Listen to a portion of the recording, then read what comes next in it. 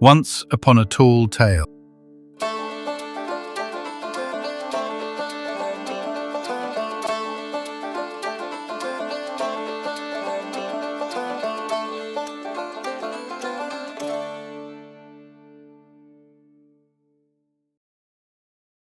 Sundermill. Once Upon a Tall Tale Season 0, Episode 5.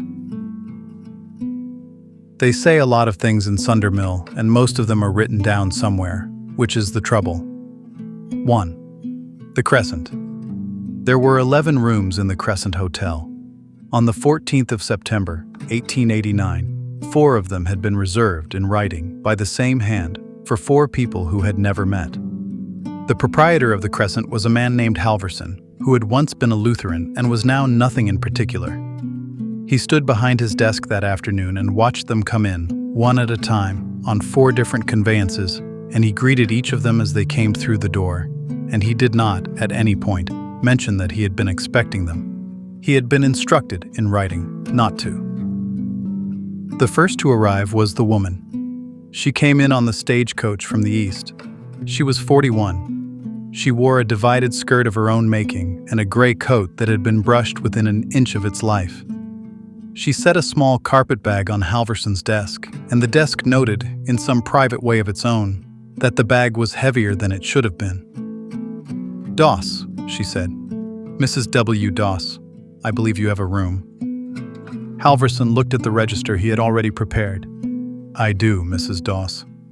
I would like a bath." "You shall have one. I would like it hot." "Madam," Halverson said, "I would not dare offer you anything else." Mrs. Doss looked at him for a long moment, and then, without any change of expression that a man not paying attention would have seen, decided that she liked him. Halverson, who had been a hotel proprietor for 19 years, registered the decision the way a sailor registers a shift in the wind. He gave her the key to room 4. The second was the priest. He came in on a borrowed horse from the south, on the road from Tucson, and he had ridden hard enough that the horse was not, in any strict sense, his fault, but was, in every practical sense, his problem. He arranged for it with the livery boy before he came inside. Halverson observed this through the front window with approval. A man who saw to his horse before he saw to himself was a man Halverson was prepared to extend a number of small courtesies. He came through the door carrying a single black valise. The valise sat at his feet at the desk in a way that suggested neither lightness nor heaviness, but a settled and continuous awareness. "Brell," he said. "Father Cassian Brell, from Vicksburg." "Father." "You have a room for me." "I do, Father. I should like, if it is no trouble, the loan of a Bible." Halverson, who had 3, hesitated for a beat over which to offer. There was the heavily annotated one that had belonged to a previous proprietor, which was the most interesting. There was the gilt-edged one a circuit judge had left behind in 1884, which was the most decorative, and there was the small plain one with no marks in it at all, which Halverson had bought for $1 in St. Louis and had read precisely twice. "I have 3, he said. Father Brell looked at him. "The one with the fewest pencil annotations," he said, "if you have one. I find I read better without other people's underlinings." Halverson, who had not known until that moment that this was a thing a man could prefer, made a small private note and gave him the plain one. He gave him the key to room 6. The third was the man with the cleft chin. He came in on a different borrowed horse from the north, by way, Halverson surmised from the dust pattern on his coat, of the rail spur and then the cross-country trail, which was a route a man took when he did not want to be on a stagecoach with other people. He came through the door with no luggage at all. He had a small leather satchel under one arm which contained, by the look of it, less than a clean shirt. "Quinn," he said. "A. Quinn. Mr. Quinn. You got a room?" "I have." Mr. Quinn looked around the lobby of the Crescent, at the desk, at the staircase, at the small portrait of a previous owner of the establishment, at the door to the dining room, with the appraising and slightly disappointed expression of a man assessing the angles of a building he might, under certain circumstances, need to leave through a window of. "What time?" he said. Do the saloons close? They don't. Mr. Quinn nodded, as if this were the answer he had hoped for but not expected. What time, he said, do you close? I don't either. Mr. Quinn nodded again and signed the register, A. Quinn, and Halverson noticed, because it was the kind of thing he noticed, that the Q was the shape a man made when he had been signing a different letter for most of his life and had switched. He gave him the key to room 9. The fourth came in on her own 2 feet. She walked in from the east, from the direction of the rail spur 6 miles out, dusty to the knees, hatless, carrying nothing. She was 17. She was, Halverson saw at once, a person who had never been in a hotel. She stood in the doorway for some seconds, looking at the lobby the way another person might have looked at a cathedral. Then she came up to the desk. Are you Mr. Halverson? She said. I am. I am here, she said. And I am supposed to tell you that. You are Miss Pearl? Yes. I have a room for you. All right. Halverson turned the register around. He produced a pen. He held it out. You will sign, he said. Here. She looked at the pen. She looked at the register. She looked at the pen again. I can't write, she said, in a tone that was neither apology nor defiance but plain factual report, the way another person might have said, I have never been to Chicago. An X will do. She made the X. She made it with great care. It was the most carefully made X Halverson had seen in 19 years of hotel keeping. He turned the register back. He wrote her name beside it in his own hand. Pearl. Only that. He had been instructed to do this also. He gave her the key to room 2, which was the smallest room and the one with a window onto the inside courtyard rather than the street, because he had, by then, already decided things about her. You'll be wanting supper, he said. I'll be wanting my room.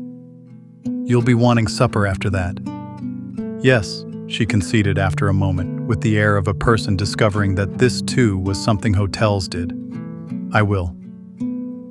They ate, the 4 of them, in the small dining room of the Crescent at 4 separate tables. They did not, at any point in the meal, speak to one another. They did, however, look. It is not possible for 4 strangers to share a single room of any size for the better part of an hour without forming, by the end of it, an opinion of one another. And the 4 of them, Mrs. Doss, who had run a boarding house for 20 years and could read a room the way another woman read a letter. Father Brell, who had spent 19 years not being recognized and had grown very good at the geometry of it. Mr. Quinn, who made his living by knowing who at a table was watching whom. And Pearl, who had never been in a room with this many people before and was watching everyone with the undisguised attention of a child at a fair, formed theirs. The opinions were various and largely incorrect. Mrs. Doss thought Father Brell was probably not a Catholic and very likely not from Vicksburg. She was correct on the first count and incorrect on the second. Father Brell thought Mr. Quinn was a man on the run from at least 1 and possibly 2 other men. He was correct on both counts. Mr. Quinn thought Mrs. Doss was a widow of some private and undisclosed grievance, and that Pearl was probably her granddaughter. He was correct on the first count, and incorrect on the second in a way he would, by the following evening, come to find very funny. Pearl, for her part, looked at Mrs. Doss for a long time over a bowl of beef stew that she had been told, with some pride, was the house specialty, and could not decide whether the woman across the room reminded her of someone she had seen in a photograph that morning, or whether she was making it up to have something to think about, the way she sometimes did. She was not making it up. Halverson cleared the dining room at 9. He locked the front door at past. He stood for a moment in the dark lobby with the keys in his hand and felt, settling on his shoulders, an omen. He was not, by temperament, a man given to omens. He had not been raised to them. The Lutherans, in his experience, had not been an omen-friendly people. But he had stood behind this desk for 19 years, and he could feel, in the particular way the building was holding the 4 of them, Mrs. Doss in room 4, Father Brell in room 6, Mr. Quinn in room 9, Pearl in room 2, that tomorrow was going to be a day. He poured himself a drink. He drank it. He poured himself another. Then he went up the back stairs to his own room, which was the smallest of all of them, and which he had chosen 19 years earlier, because it was the only one in the building from which a man could hear every door in the hotel open in the night. He lay down on top of the covers in his clothes. He did not, for some hours, sleep. 2. The executor, J. Pettifer, Esquire, was not, strictly speaking, an esquire. He was not, strictly speaking, a lawyer. He had, in 1872, read a book about being a lawyer, and had been, in the 17 years since, mistaken for one with such regularity that he had stopped correcting people. He had been Elias Coombs' friend for 30 years. He had been Elias Coombs' only friend for the last 12. He sat in the back room of the Crescent at 9 o'clock on the morning of the 15th and arranged on the table, in front of him, 4 objects: a sealed envelope, a small brass key, a folded map of the territory south of Sundermill, on which a single mark had been made in red wax, a letter on Elias Coombs' letterhead dated 3 weeks before his death, in which Elias Coombs had explained in 7 careful pages what he wanted Pettifer to do. Pettifer had read the letter 41 times. He still did not understand it. He understood only that Elias had asked him to do it, and that he had said yes, and that saying yes to Elias Coombs was the foundational fact of his adult life, and that he was not going to revisit it now. He looked at the door. He called for the 4 of them. They came in one at a time and sat down in 4 chairs that had been arranged in a half circle. They did not, at first, look at one another. Then they did. Then they looked at Pettifer. "You are all," Pettifer said, "named in the will of Elias Coombs." He paused, to let this land in 4 different ways in 4 different sets of ears. "The letters that brought you here," he said, "were sent by me, at his instruction, 2 weeks after his death. They were sent on the same day to 4 different parts of the country, which I am told was, given the United States Post Office, a small logistical miracle. I will not bore you with how it was achieved. I will say only that it was important to him that you receive them simultaneously, and important to him that I be the one to do it, and important to him, lastly, that you not know about one another until this morning." He waited. Mr. Coombs died on the 2nd of August. He left an estate of significant value. He left it to one of you. To which one of you, he did not specify. Wilhelmina set her teacup down so carefully it made no sound. "I beg your pardon," said Father Brell. "He left," Pettifer said, "instructions." He picked up the envelope. "In this envelope is a series of instructions which I am required, by Mr. Coombs' will, to read aloud.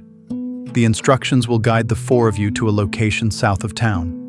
At that location, you will find the estate. You will also find, Mr. Coombs assured me, a means by which the 4 of you can determine, among yourselves, which of you is the rightful heir." "A means," said Ambrose. "A means.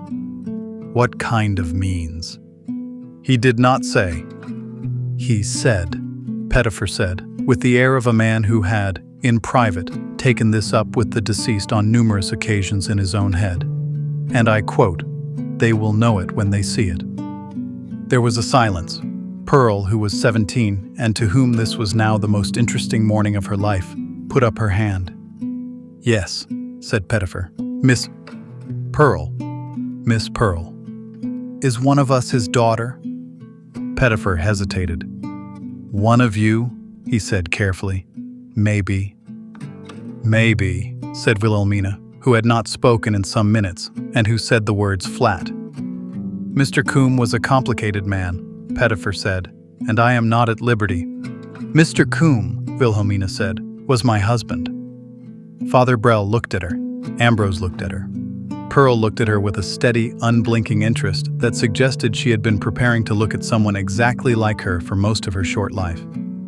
"He was my husband from 1872 to 1881, Wilhelmina said, "in which year I was informed of his death, in this very territory, by a man who is now standing in front of me wearing the same brown coat." Pettifer adjusted the coat. "That is not," he said, "strictly accurate." "Which part?" "The coat is not the same coat. It is a different coat. I have several." Wilhelmina looked at him. "I will continue," Pettifer said, with the reading of the instructions. 3. The ride. The instructions sent them 11 miles south of Sundermill, into a stretch of country that the territorial maps called the Marrow, and the locals called nothing at all, because they did not go there. They went on horseback. Pearl, who had never ridden a horse, was put on the gentlest mare in the Crescent's livery, a creature named Modesty, who had been gentle for 16 years and was not about to start being interesting now. Wilhelmina rode astride in the divided skirt she had made herself for exactly this kind of occasion, which she had been waiting for, in some form, for 8 years. Father Brell rode a black gelding and managed it well, in a way that suggested he had not always been a priest. Ambrose rode a piebald mare and managed it badly, in a way that suggested he had never not been a card cheat. Pettifer rode in front.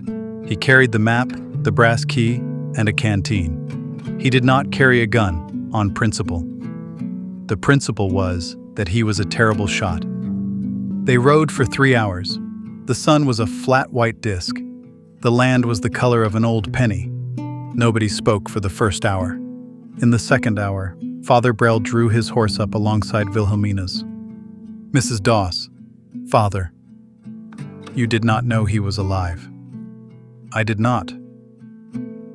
And now I know he is dead. Twice."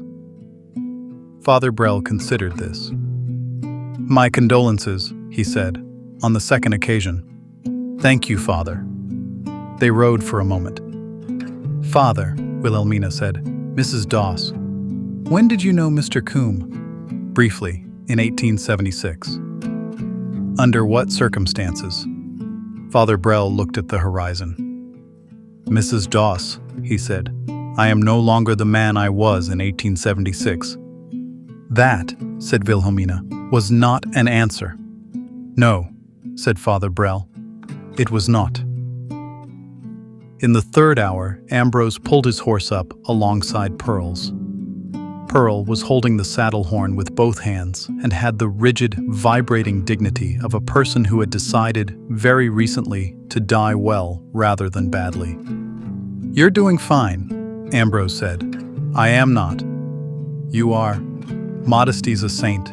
She wouldn't let you fall off if you tried." "I have tried." "How?" "By leaning." "Don't lean." "I have stopped leaning." "Good girl." Pearl, after a moment, said, "Did you know him?" "Once, in a card game, outside Tucson." "Did you cheat him?" Ambrose looked at her. "Yes," he said. "Did he know?" "Yes." "Did he stop you?" "No." "Why not?" Ambrose, who had been trying to answer this question for 11 years, opened his mouth. He closed it. "That," he said, "is the question." 4. The marker. They arrived at the place a little after 1 in the afternoon. It was nothing. It was a flat stretch of scrub with a single thing on it, a low stone marker about the size of a butter churn, with no inscription on any of its 4 sides. Beside the marker, driven into the ground, was an iron rod. Beside the rod was a shovel. Pettifer dismounted. He produced the brass key. The key did not fit anything visible. He stood for a moment with the key in his hand. He looked at the marker. He looked at the rod. He looked at the shovel. "He did say," Pettifer said, "to bring a strong back." "You did not say to bring a strong back," Ambrose pointed out. "I have one," Pettifer said. "Mine." He took off his coat. He picked up the shovel.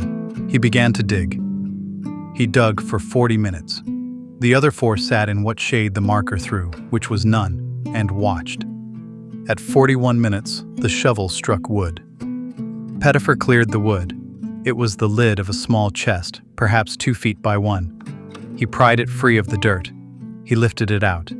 He set it on the ground beside the marker. He produced the key. The key fit. He turned it. He opened the chest. Inside the chest were 4 objects: a folded square of paper, a small leather pouch, a second daguerreotype in a wooden frame of a man with a beard and a different woman in a different dress, with no child, and a single playing card face down, with something written on the back of it in pencil. Pettifer lifted the paper first. He unfolded it. He read it. He read it again. Then he sat down, abruptly, on the dirt, with the paper in his hand, and laughed, a single, dry, surprised laugh, like a man who has just understood the punchline of a joke told to him a great many years ago by someone he has not stopped missing. "Well," he said. "Well."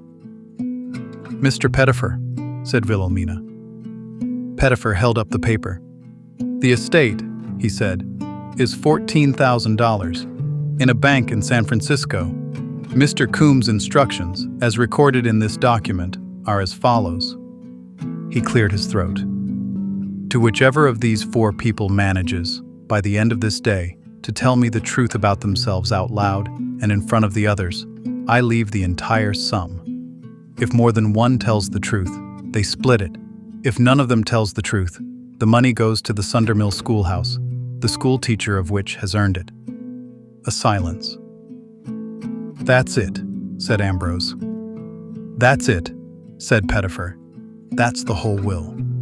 He buried $14,000 worth of test. "He did not bury the money," Pettifer said. "The money is in San Francisco. He buried the terms." "He buried the terms." He was, Pettifer said, as I mentioned, a complicated man. Pearl, who had been very quiet, said, "What's on the card?" Pettifer picked up the playing card. He turned it over. On the face, it was the Queen of Hearts. On the back, in pencil, in a careful hand, were 3 words. "She already knows." Pettifer looked up. He looked at the 4 of them, one by one. He stopped and held on Wilhelmina. Wilhelmina did not look surprised. Wilhelmina, in fact, looked like a woman who had been carrying a small, heavy object in her coat pocket for 11 miles and was, at last, allowed to set it down. 5. The truth. "I will go first," said Wilhelmina, "because I am the only one of us who is not, at this moment, lying." She stood up. She brushed the dust off her skirt. "My name is Wilhelmina Doss. I was married to Elias Coombe from 1872 to 1881. In 1881, I came home from market and found a letter on the kitchen table informing me that he had died of fever in Arizona, signed by a Mr. J. Pettifer.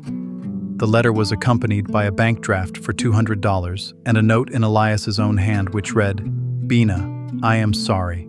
I cannot explain. The money is yours. Do not look for me." She paused. "I did not look for him." She paused again and put a hand to her coat pocket and then took it away. "I did, however, keep his revolver. I kept it in a locked trunk in the attic of my boarding house for 8 years. I took it out the day your letter came, Mr. Pettifer, and I have been carrying it on my person ever since. And I would like, for the record, to inform the company that I have decided in the last hour not to need it. I will leave it at the hotel before I go." She looked at Pearl. "I did not know about you. I want that on the record. I did not know. If I had known, I would have come for you, because Elias was an idiot and a coward and a man who could not stay in one place to save his life, and you would not have had to grow up in a sod house with a woman who is not your mother, however kind she may have been. And do not contradict me, child, because I will be your aunt now, whether you like it or not." Pearl, who had been about to say something, did not say it. "That," said Wilhelmina, "is the truth about me. I will sit down now." She sat down. Father Brell stood up. He did not, at first, speak. He removed the small wooden crucifix from around his neck. He held it in his hand. He looked at it. "My name," he said, "is not Cassian Brell. The name I was born with, I have not spoken in 19 years, and I will not speak today. The name I used in 1876, when I met Elias Coombe, was Henry Vance. Under that name, I robbed a bank in Prescott with 3 other men. Elias Coombe was not one of those men. Elias Coombe was the man who, 4 days later, in a hotel room in Yuma, sat across from me and did not turn me in." He turned the crucifix over in his hand. He told me, Father Brell said, to go and be a different man. He said it was harder than it sounded. He said most men who tried it did not commit. He said if I committed, he would never speak of me again. He looked up. He never spoke of me again. He held up the crucifix. I have committed. Imperfectly. But I have committed. I have been a priest for 6 years and a Catholic for 9. The knife in my valise, and yes, Mr. Quinn, there is one. You have been wondering since last night. I will throw in the first river I cross on the way home, because I do not need it. I have not needed it for some years. I carried it because I was afraid this was a trap. It was not a trap. It was a gift. He sat down. Ambrose stood up. He put his hands in his pockets. He took them out. He put them back in. My name is Ambrose Quinn, he said. That part is true. I cheated Elias Coombe at cards in 1878. He let me. I have wondered for 11 years why he let me. I think I now know why he let me, and I do not like the answer. But I will say it out loud, because apparently that is what we are doing. He took a breath. He let me because he could see I was bad at it. He could see I was going to get killed sooner or later by somebody who was better at cards than I was. And he wanted me to win one, once in my life, against a man who knew I was cheating and did not mind. He wanted me to know what that felt like, so that, maybe, when somebody came along who was not going to let me cheat them, I would remember the feeling, and I would fold. He looked down at his boots. There is a man named Otis Hark, he said. He is in Denver. He has been looking for me for 2 years, and he is, I would estimate, 4 to 6 weeks behind me at the present time. When he finds me, and he will find me, I am going to fold. I do not know what that looks like yet. I think it probably looks like sitting down at a table and not getting up. I have been practicing on the train down here for what to say. He looked up. That, he said, is the truth about me. I would like, for the record, to note that I do not want the money. Give it to the schoolhouse. The schoolteacher sounds like she has been through enough. He sat down. Pearl did not stand up. She sat where she was, in the dust, with her hands in her lap. I don't know, she said, what the truth about me is. A silence. I am 17, she said. I have not done anything. I have not been anywhere. I cannot read. The woman who raised me told me yesterday morning that the man in the picture is supposed to be my father, but I have never met him, and the only thing I know about him is that he was the kind of man who would bury $14,000 under a stone instead of leaving it in a will like a normal person. She looked up. I do not know if that is the truth about me, because it is mostly the truth about him, but it is the only truth I have got. So I am saying it. A longer silence. Wilhelmina, very quietly, said, That'll do, child. 6. The ride back. Pettifer counted, in his head, 4 truths. He put the playing card in his breast pocket. He put the daguerreotype back in the chest.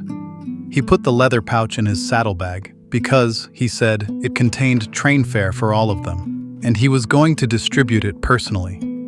They rode back to Sundermill in the long red slant of late afternoon. Halfway back, Father Brell pulled his horse up alongside Pettifer's. Mr. Pettifer. Father. When did he write the will? 3 weeks before he died. Did he know he was dying? Pettifer was quiet for a long moment. Father, he said, Elias Coombe knew he was dying from the day I met him in 1859. He just got better and better at it. Father Brell considered this. That is, he said, a remarkable epitaph. It is the one he asked for. In Sundermill, at the Crescent, Halverson watched the 5 of them ride back in at sunset and counted in his head 5 horses and 5 riders, and felt, again, an omen settle. This one different from the mornings, lighter, the way the air is lighter after a storm has passed and not after it has arrived. He poured them 5 drinks. He did not ask which they wanted. They drank what he gave them. Wilhelmina that night signed Pearl's name in the register with her own hand, properly this time. Pearl Doss. Pearl watched her do it. Pearl did not object. Pearl did, however, ask before bed whether she could learn to read. "In the morning," Wilhelmina said. "In the morning," Pearl agreed. Coda. A note from the records of the Sundermill schoolhouse. Recovered from the Territorial Archive, Phoenix, 1934. Pencil on lined paper, in the hand of Miss Hortensia Beale, schoolteacher, who had at that point been barricaded inside the one-room schoolhouse of Sundermill, Arizona Territory for 2 years, 4 months, and 11 days. The 15th of September. Mr. Pettifer came to the window today. He had 2 children with him, neither of whom were students of mine, because I have no students, because I am, as previously documented in these pages, on principle, alone. He said he had a sum of money for the schoolhouse. I asked him how much. He said $14,000. I asked him to repeat himself. He repeated himself. I asked him whether he was drunk. He said he was not, but that he might shortly be, and that I was welcome to join him if I wished to come out. I did not come out. I did, however, accept the money, which he passed to me through the window in the form of a banker's draft, along with a single playing card, the Queen of Hearts, on the back of which had been written, in pencil, "She already knows." I have looked at this card for some hours now. I do not know what I know. I suspect, however, that this is the point. I have decided, accordingly, that tomorrow I will unlock the door of the schoolhouse, for the first time since the 18th of May in the year of our Lord 1887, and I will go into the street, and I will find Mr. Pettifer at whatever saloon he is in, and I will buy him a drink, and I will ask him about the man whose money this was, because anyone capable of getting $14,000 into the hands of a woman who has spent 2 years refusing to take anything from anyone is a man I should like, retrospectively, to have known. I have written, at the top of this page, the date. I will write, at the bottom, the only other thing I can think to write. He already knew. H. Beale, schoolteacher, Sundermill, Arizona Territory, the 15th of September, 1889.